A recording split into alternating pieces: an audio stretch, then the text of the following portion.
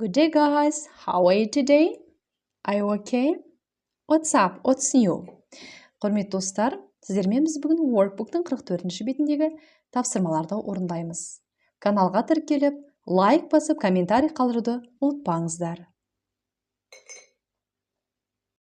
Құрметті достар, Workbook'тың 44-ші бетіндегі бірінші тапсырмада labels and pictures деп берілген, яғни берілген музыкалық аспаптардың атын жазып шығайық. Біріншісі synthesizer, яғни синтезатор. Екіншісі harp деп оқылады, яғни арфа. Арфа аспабы. Үшіншісі violin, яғни скрипка.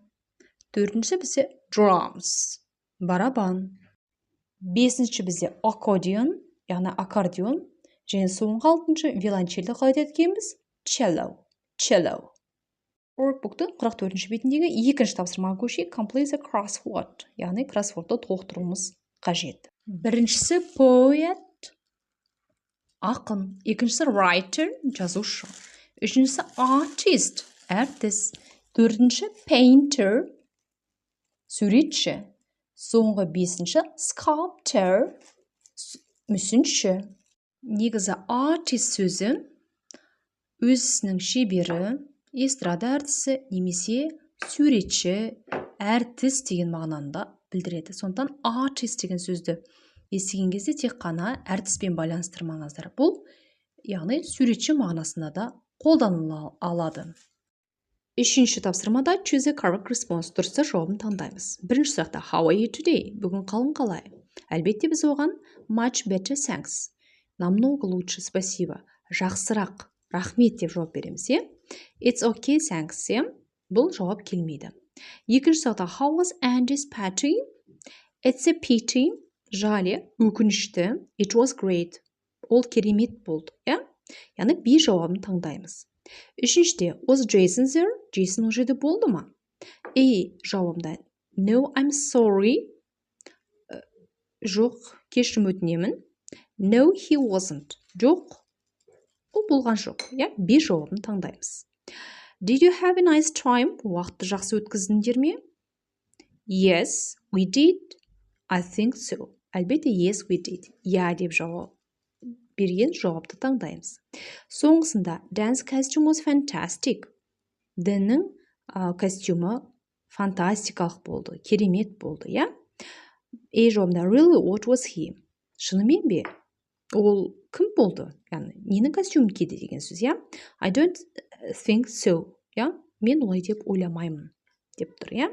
Әлбетте біз A жауабын таңдаймыз. Яғни, really, шынымен бе? What was he? Ол кім болды? Не болды?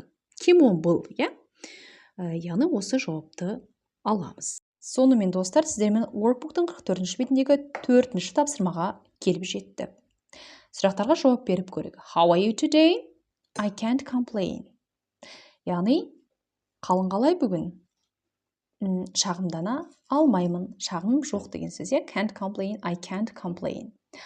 Okay, next. Did you have a nice time last weekend? Өткен демалыста уақытты жақсы өткіздің бе? Yes, I really enjoyed. Шынымен де рахаттандым. Үшіншісінде, what did you do yesterday afternoon? Кеше түстен кейін, кеше күндіз не істедің?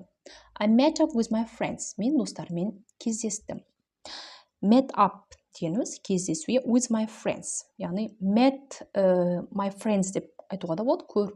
Кездестік, көрістік деп, бірақ I met up with my friends, достармен кездестім.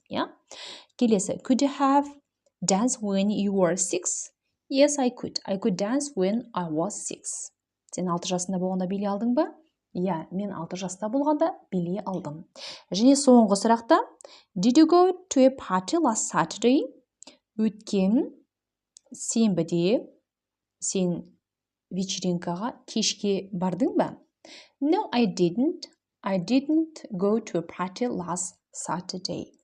I stayed at home. Үйде қалдым деп айтуға болады. Осы жерде толықтырып. Достар, how are you деген сұраққа, қалың қалай деген сұраққа тек қана fine and you немесе I'm fine деп жауап бергеннен гөрі басқа да нұсқаларын жаттап алғанымыз жөн болар. Сондықтан менің сіздерге дайындап қойған видеомды қараңыздар. Сол жерде how are you деген сұраққа жауап бердің бірнеше нұсқалары берілген. Кәделеріңізге жарасын. Сонымен достар, сіздермен біз бүгін Workbook'тың 44-ші бетіндегі тапсырмаларды талқыладық. Сұрақтарыңыз болса, комментарийға жаза кетіңіздер. Кәделеріңізге жарасын. Have a nice day. Take care.